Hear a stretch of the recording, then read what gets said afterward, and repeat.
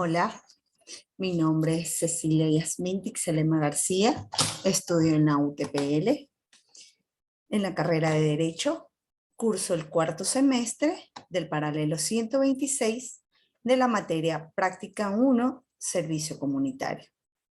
Mi proyecto de vinculación se trata de una actividad formativa y como segundo tema tenemos Sharenty.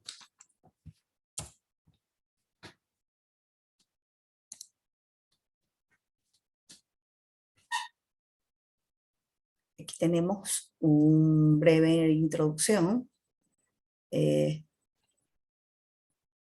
sobre lo que es el desarrollo, las definiciones, derechos, problemáticas, medidas tomadas y las fuentes donde se recabó toda la información. Introducción.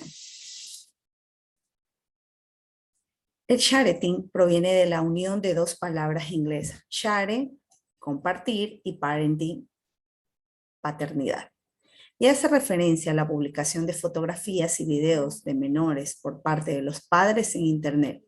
Se está convirtiendo en una práctica habitual que pone en riesgo la seguridad y privacidad de los niños. Este fenómeno responde al acto de compartir imágenes de menores de edad en Internet por parte de los familiares. A su vez, los niveles de adicción a Internet son una problemática actual en las sociedades modernas que ha empezado a vincularse con tener un bajo autocontrol. El objetivo de este estudio fue analizar el grado de publicación de imágenes y los motivos para realizar sharing por parte de la población adulta, determinar los factores sociodemográficos que influyen en el sharing. La adicción a Internet y autocontrol y establecer las correlaciones generadas entre estas tres variables participaron en la encuesta en línea un total de 367 adultos españoles entre 18 y 61 años. Los análisis de regresión múltiple y el modelado de ecuaciones estructurales revelaron que la edad se alza como un predictor de la adicción a Internet. La edad, género y situación laboral son predictores de un bajo autocontrol. No se hallaron factores sociodemográficos que sean predictores del sharing. La única correlación significativa se estableció entre la adicción a Internet y el autocontrol. Finalmente, se discuten las implicaciones practicadas de este trabajo sobre la protección del menor y la necesidad de formación que tienen los adultos sobre seguridad de Internet. En el caso de los menores de edad, sus derechos exigen adoptar cuidados y mecanismos especiales de protección que aseguren el pleno disfrute y desarrollo de su personalidad. Así, uno de los derechos de personalidad es el de identidad de los sujetos, que comprenden a una serie de atributos y características que permiten la identificación e individualización de las personas.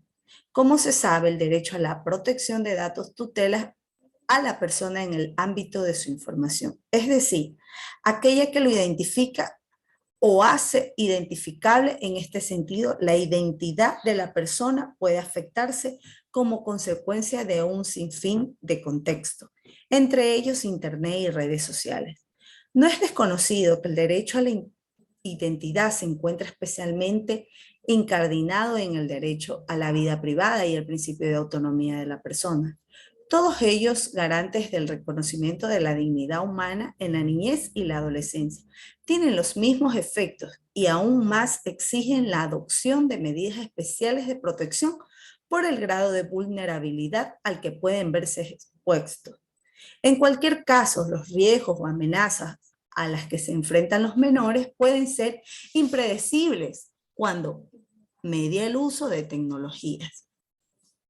Bajo estas consideraciones, este estudio pretende abordar el problema de la sobreexposición de la que pueden ser objeto los menores en Internet y redes sociales, a partir de la excesiva información personal que comparten los padres y responsables del cuidado de los hijos en la familia.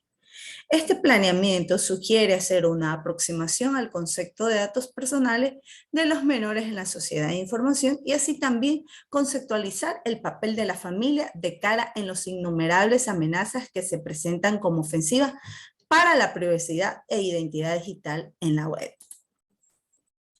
Desarrollo.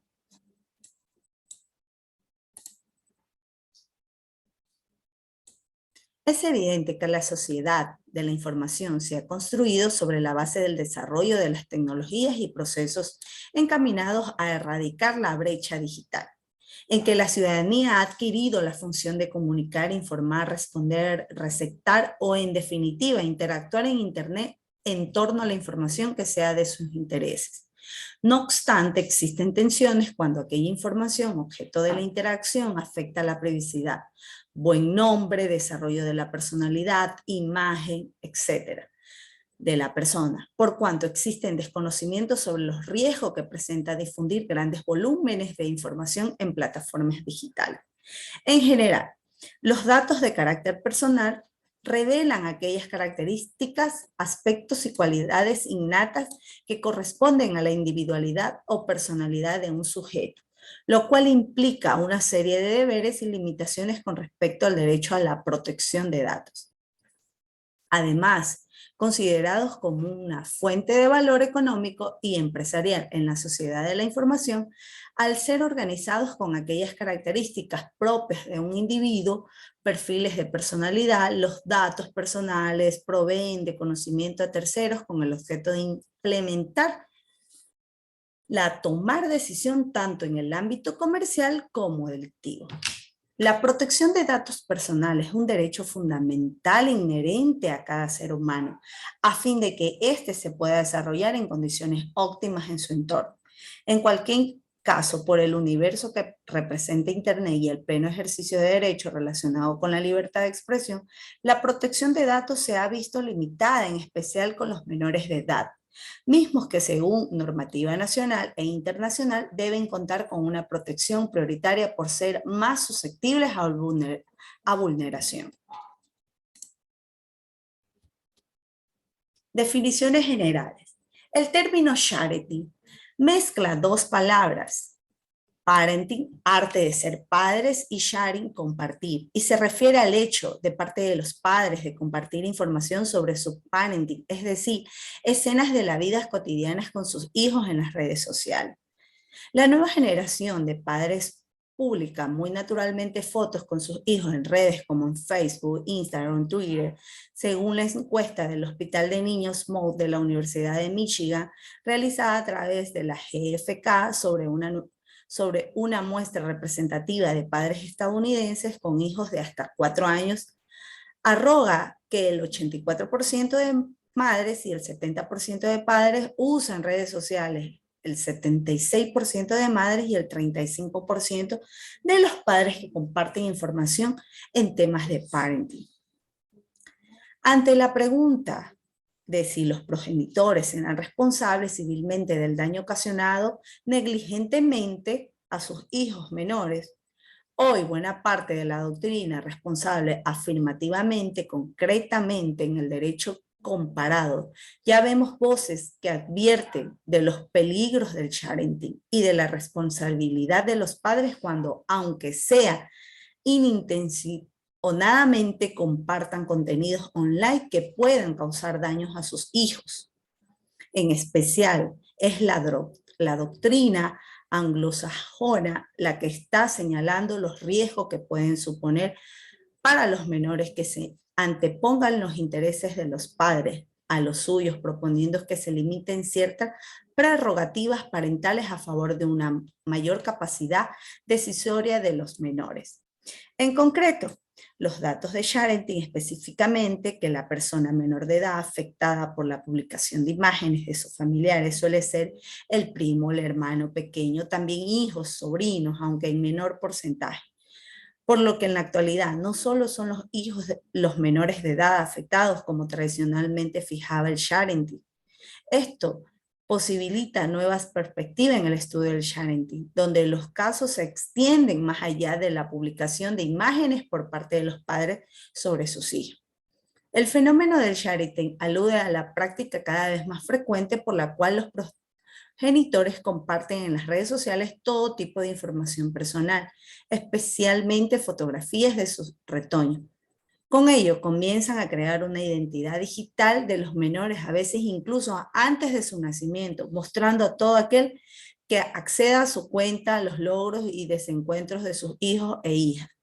Lo harán normalmente sin el consentimiento de los menores, acusadamente cuando son de corta edad, y en su doble posición tanto de representantes legales y por tanto garantes de los derechos de la responsabilidad de los menores como de narradores de las historias personales de esto.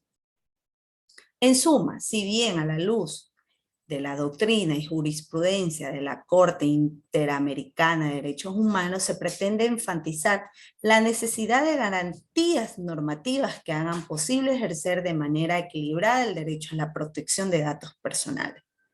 En la sociedad pretendemos precisar las condiciones en las que la familia debe garantizar una convivencia armónica en la era de la modernidad tecnológica. Además, el derecho a la identidad digital, es decir, la manera en que un individuo se presenta a terceros en Internet, la debe plantear y ejercer el titular del derecho. No obstante, al tratarse de menores de edad, quienes han adquirido el ejercicio del mencionado derecho en la sociedad de la información, han sido los padres o familiares mismos que son, con sus prácticas de interacción en Internet, con imágenes, videos, comentarios, más de sus hijos, ya establecen la identidad digital sin tomar en cuenta su opinión o consentimiento sobre el tipo de información que quieren que los caracterice a lo largo de su vida.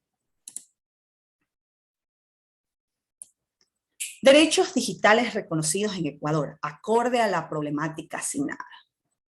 La Convención sobre el Derecho de los Niños, Naciones Unidas, 1989, ratificada por la Argentina el 4 de diciembre de 1990, afirma en su introducción: el niño, por su falta de madurez física y mental, necesita protección y cuidados especiales, incluso la debida protección legal, tanto antes como después del nacimiento. En el artículo 14, el derecho del niño a la libertad de pensamiento, de conciencia y de religión.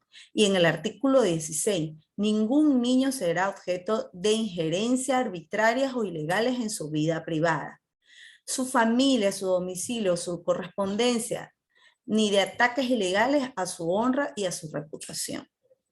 La Convención define como niño, en su artículo primero, se entiende por niño todo ser humano menor de 18 años de edad. Es decir, que esas garantías protegen al niño desde su nacimiento. La conceptualización de la sociedad de la información tiene orígenes con el sociólogo Daniel Belen en 1973, quien advirtió el avenimiento de la sociedad postindustrial, precisando la existencia de una transformación de la economía de producción en una economía de servicios basados en el conocimiento y la información. Este concepto, unido a la constante implementación de herramientas tecnológicas dinámicas en el Internet, ha originado que en la sociedad se establezcan nuevas conductas sociales caracterizadas principalmente por la interacción entre emisores y receptor en la actividad de consumo, comunicar e informar. Según la doctrina y normativa internacional, los datos personales cuentan con una categoría de sensible o especialmente protegidos. Respecto de aquella información que debería concretar un mayor cuidado, como informes médicos, religión, antecedentes penales y otros. Así se plantea desde distintas perspectivas la necesidad de proveer adecuados niveles de protección que impidan posibles discriminaciones a partir de tratamientos ilícitos relacionados con la intimidad del buen hombre, la imagen a la dignidad.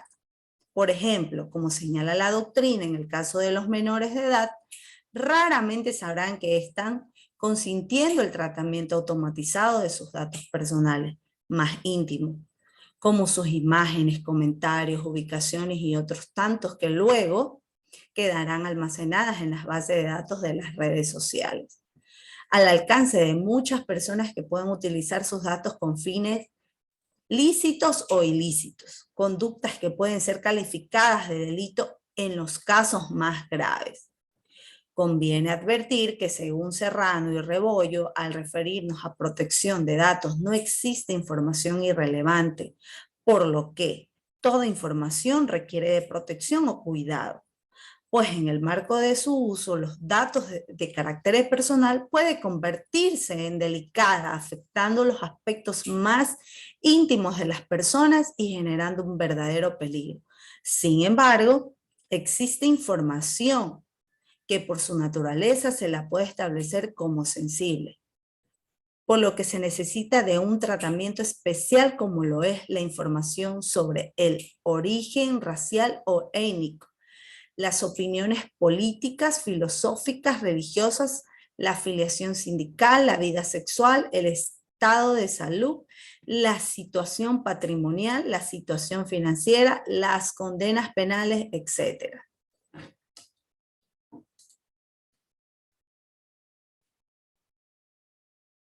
Tenemos problemáticas, causas y efectos. En 1990 no había más de 100.000 usuarios de Internet a nivel mundial. En enero de 1992 se alcanzaron los 4 millones. En la actualidad se superan los 4.540 millones, lo que supone que el 59% de la población mundial, según García Avilés, estamos ante una revolución equiparable a la del descubrimiento de la imprenta en el siglo XIV o la revolución industrial en el siglo XIX, es la revolución digital del siglo XXI. La implantación de la red y el auge que ha vivido han marcado la transición de la conocida como galaxia Gutenberg, tal y como Cluhan, denominado a la época de la imprenta la galaxia Internet, como la renombró el español Caster. El análisis sobre la sociedad red del sociólogo Manuel Castells es especialmente útil porque posee una dimensión global y transversal. Esta obra no solo se basa en el crecimiento de los avances tecnológicos y su desarrollo, sino en la producción de nuevas maneras de interactuar entre la sociedad, la política, la cultura y la vida en sí. En general, la comunicación es multidireccional, no solo de emisor o receptor. Ambas funciones se vuelven intercambiables y se intercalan. En la sociedad red, estos roles se han convertido en usuario y emisor. Internet funciona como un catalizador de un cambio histórico en la comunidad global. Uno de los principales cambios que ha sufrido la sociedad que consumía medios de comunicación tradicionales como la televisión y la radio, que es ahora la sociedad de red, en la que vivimos, permitió una interactividad entre usuario y emisor, que no permite que los más media convencionales, además de la posibilidad de filtrar el contenido según nuestros intereses, en el ecosistema de la sociedad red conviven los medios tradicionales y los nuevos en línea, como las redes sociales y los micromedios. A la vez, las redes sociales agregan la participación con una conjunción de contenidos personalizados y a la carta que genera interés para sus usuarios. Uno de los principales cambios que ha sufrido la sociedad que consumía medios de comunicación tradicionales, como la televisión y la radio, es que ahora la sociedad de red en la que vivimos permite una interactividad entre usuario y emisor que no permitían los más medios convencionales. Además de la posibilidad de filtrar el contenido según nuestros intereses, en el ecosistema de la sociedad red conviven los medios tradicionales y los nuevos en líneas como las redes sociales y los micromedios. A la vez, las redes sociales agregan la participación con una conjunción de contenidos personalizados y a la carta que genera interés para sus usuarios. Medidas tomadas por el Estado para solventar dichas problemáticas. Para remediar la situación, Carrie James propone una conectividad consistente, es decir, una manera más responsable de evolucionar en el mundo digital. Lamenta que las conversaciones entre adultos, jóvenes y niños se enfoquen sobre todo en cómo protegerse a sí mismo en línea y el riesgo individual, y no sobre el impacto de sus actos en línea sobre su entorno y la comunidad. Recomienda que el diálogo se expanda a temas como la ciudadanía digital y la responsabilidad social. Eso supone que los padres midan el alcance de sus publicaciones, involucrando a sus hijos consideraciones morales o sociológicas y legales, que requieren el consentimiento del niño sea otorgado antes de cualquier publicación que los represente.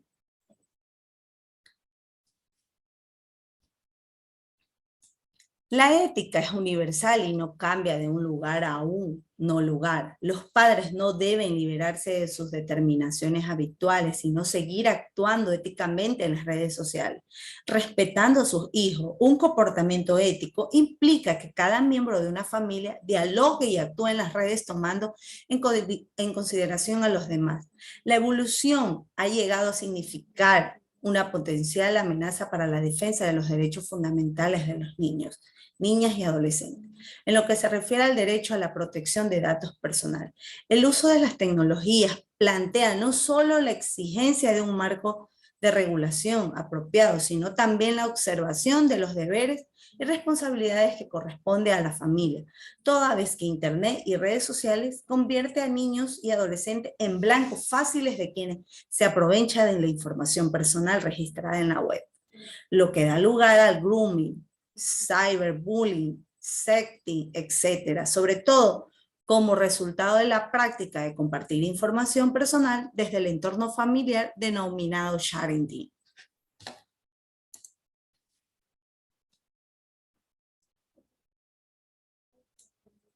Medidas tomadas por el Estado para solventar dichas problemáticas. Las medidas especiales para la protección de los derechos de privacidad y datos personales de los menores exigen condiciones relacionadas con la concienciación, educación, control y supervisión, que aseguren prácticas responsables de Internet y redes sociales. En todo caso, frente al sharing, lo que se intenta resaltar es la importancia de garantizar la identidad digital de los menores en la web. En efecto, aplicado el concepto a los niños, jóvenes y adolescentes, la identidad digital debe ser el bien jurídico protegido ante la interacción de estos en las redes sociales. Identidad digital que han de tener presente que se configure como una potestad de quien no tiene la mayoría de edad de dar a conocer aspectos personales e íntimos, a veces difundiendo fotos o videos o a través de comentarios. Desde esta perspectiva hay que resaltar el deber del Estado y la sociedad en general. No obstante, la familia cumple un papel trascendental en el aseguramiento de la protección de los datos personales de la niñez y adolescencia. Por lo tanto, el deber de garantizar este derecho fundamental no solamente es exigible al Estado y a la sociedad. Con frecuencia decimos que la familia es la primera escuela y en consecuencia la tutela de este derecho fundamental debe proveerse también en gran medida de provisiones y mecanismos de control parental. Al respecto, se advierte que en el caso de la niñez y a la adolescencia se deberá considerar la provisión de tratamiento de datos personales, mientras que en el caso de los adolescentes se deberá tener en cuenta los mecanismos de controles parentales de acuerdo a la legislación de cada país, de los que deben darse una información clara. Hoy es indudable que la aparición de tecnologías como Internet, redes sociales, representantes, un cambio de paradigma en la protección de los datos personales, de la intimidad y la privacidad de las personas. En el caso de la niñez y adolescencia, el sharing plantea en la familia nuevas problemáticas y tensiones entre el uso de las tecnologías y la protección de la privacidad y datos personales de los menores, teniendo en cuenta que todas las acciones de nuestra vida afectan diariamente o indirectamente a terceros. En el caso del oversharing, los terceros son los niños, los hijos, y son justamente los padres quienes deben garantizarles protección y respeto. Por esto es muy importante que los adultos tomen conciencia sobre esta tendencia. Deberían reflexionar ante de cada publicación si su conducta atenta contra la libertad de elección del menor, si contribuye a su desarrollo personal o si avasalla su derecho a la intimidad. Bueno, amigos, eso es todo. Mil gracias. Nos vemos.